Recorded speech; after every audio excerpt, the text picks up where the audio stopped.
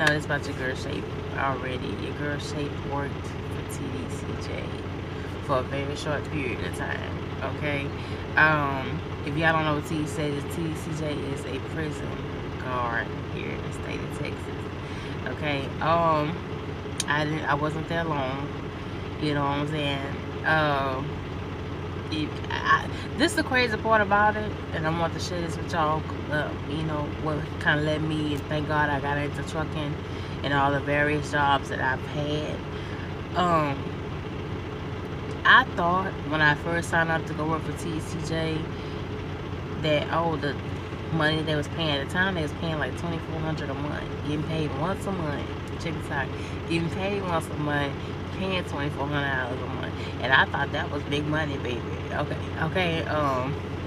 I thought that was change, and now, of course, now I definitely don't see. I think that it was a fool decision, because you're going into the jungle, you're going to where they actually been convicted.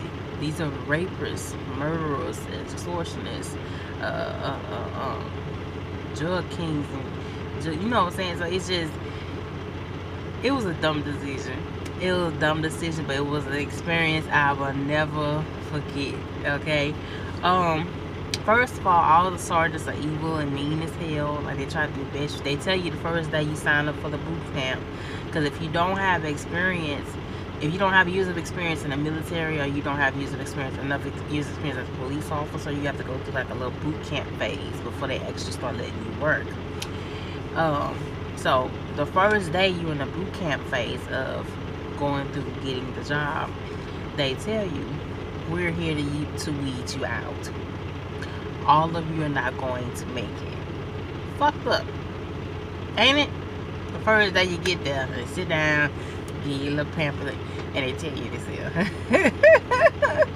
Now, a smart person would have got the hell on about their business right there and there, but not my silly ass. I just had to see what the hell going on. Right? Okay. So, we had to go through getting pepper sprayed. And I remember, y'all, and I don't know if they use the same pepper spray as a regular police, but that shit was just so strong. I would feel my fingertips was burning like for the whole, almost like whole week. I had a certain burning sensation on the tip of my fingers. And it was just like, oh my God, are you serious?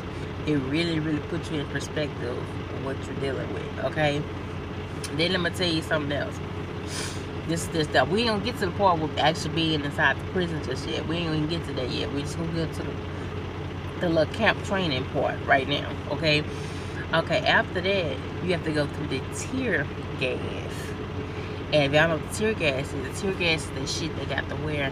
You got to wear that damn big ass mask. You know what I'm talking about? And let me tell y'all, I'm so glad that I bought a big ass thing of water, a big old gallon of water, and they tell you don't lotion up your skin. I remember one lady still had her contacts in, and she had to hurry up and go to urgent care, because this whole area around her whole eye was like red and black. Okay, and they told her don't wear contact lenses anyway, because the tear gas shit is so strong it melts that shit. Okay.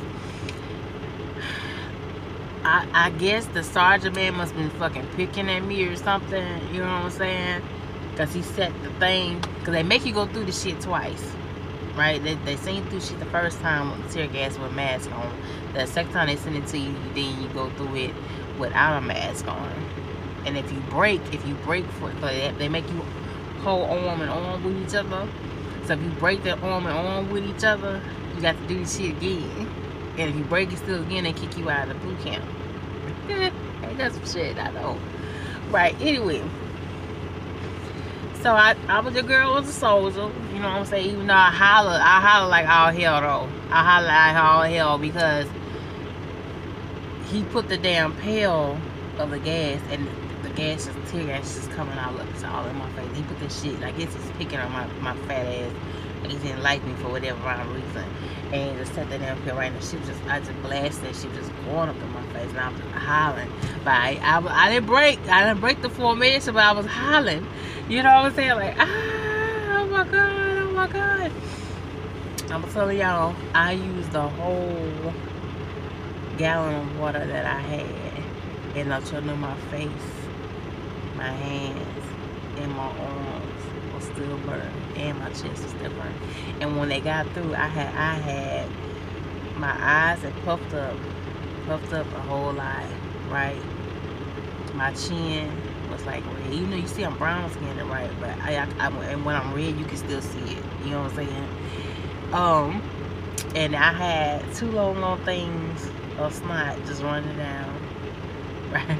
Just running, yellow snot just running down out my nose, and it was just hanging like a swing going back and forth out of my nose from this damn tear gas.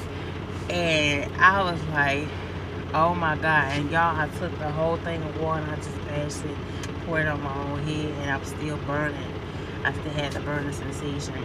And luckily enough, another lady brought a little bit of milk. She had bought like a half a gallon of milk. And I said, please, can you just pour a little bit on my face? You can just pour it yourself. Just pour a little bit on my face.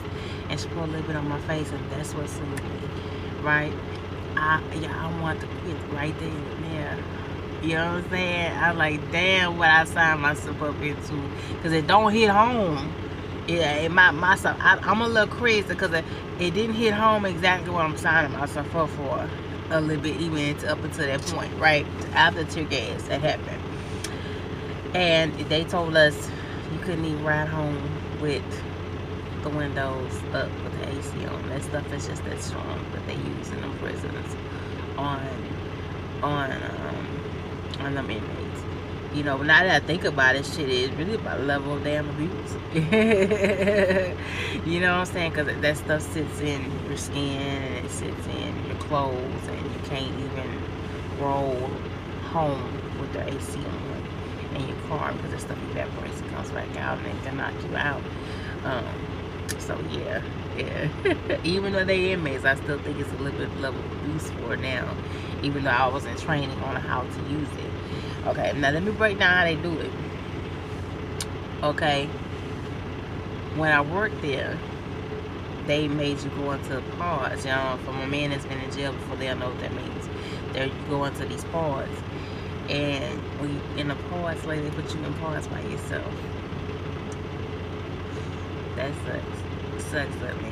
They will put you, one single lady, in a pod, whether it's like 20 or 30 of y'all walking around you. You know what I'm saying? And you don't have shit. Ladies, you don't have shit. All they give your ass is one set of cuffs, a baton, and a thing of damn pepper spray. That's what they give you. You understand? That's what they give you. That's all you have for protection against 20 niggas, 30 niggas walking around in a pod. I think Estelle was where they were blind. Where I worked at, they were blind. They had HIV. They had pacemakers, amputees. Then there was a whole nother section that was just full of slumber gays. You know what I'm saying? But we're going to go back to the time where I was just in training. When I was going through training, though, when we were doing the training part and getting you used to working and all that kind of stuff, we went to the regular facilities like the Walls, Bird, Ferguson, right? For my Texas people that got family out there, they know what they said. And baby, let me tell you, they would talk to your girl shape so bad. It's like you fat B, you old fat face B. I can imagine you sucking my penis. I ain't gonna say the word he said. I'm gonna say penis. You don't say penis. I'm gonna say penis. Or your fat face around my big penis. And I even got skeeted on. You know, like 3 times. You know what I'm saying? Cause you know they give you a uniform. You got a uniform, and then you have like a thing of apron. Cause I know I have these, so I would wear an apron over my uniform, and that didn't really hurt for shit. If they know you're a female, that's all they need to know. Okay. And then I would come across some of the sweetest ones ever in there doing time. You know what I'm saying? Like I had one. I ain't gonna reveal his name or picture or nothing like that, but he was the sweetest thing ever to me. Never was disrespectful. You know what I'm saying? But when I read his card said he had raped the 11-year-old girl. You know what I'm saying? So it's just like, it'll fool you. It's like stepping into a jungle, baby, okay? And now that I think about it, it was a fool decision. It was a fool decision. You see, it didn't last long. And I put myself in a severe harm way. Because these men don't have shit to lose. They ain't got nothing to lose, baby. They in here already. You feel me? So I think about it, damn, I've been in some dangerous ass positions. I really, really have. And it just brings me back to an amount of money that I thought that $2,400 that was paying was really, really something, baby. And now when I think about it, ain't shit. I'm putting yourself. I think the pay raises. I think they changed the pay raise a little bit probably by now. You know what I'm saying? But I know during that time it was $2,400 a month, once a month, working for the state. I think the insurance, they used Blue Cross Blue Shield. I don't know if they changed it since then. And then check this out. The fucked up part about that really get you fucked up. Let me tell you this is it. The last day of your training, they give you this goddamn catalog. The catalog, whatever that shit is. And the catalog shows and give information about a lot of the other prisons. And then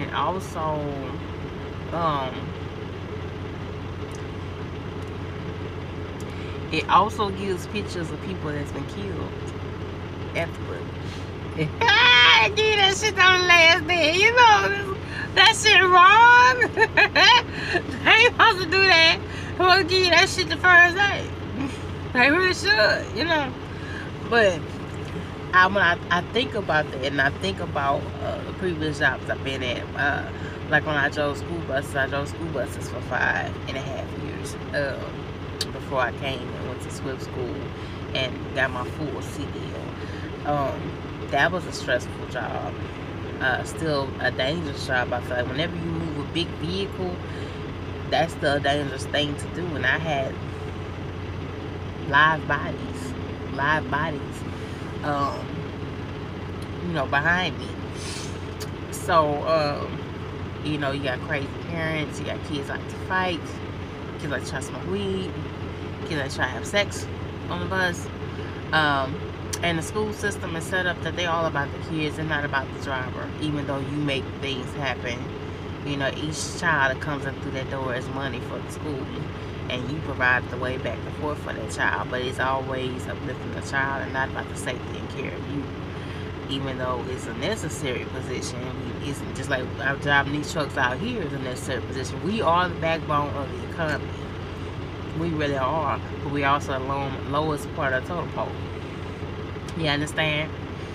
So it's I really wish I could turn back the hands of time and wish I would start driving CDL, big girl driving trucks long time ago. I think I would be in a better setup, way better setup than even what I am right now. I think about places that I've been to, like when I went to the prison thing. I really put my life in danger just for the sake of stability or looking for something that can bring me to a better lifestyle. And that's an access to that right here in front of me, which is part of what I'm doing right now. You know what I'm saying? So I don't want to share that with y'all, just my little story time. I hope y'all appreciate it. Don't forget to hit the like button, subscribe, and all that good stuff. I don't like to tell y'all do that, but do it if you like seeing my little darling face. And I love you.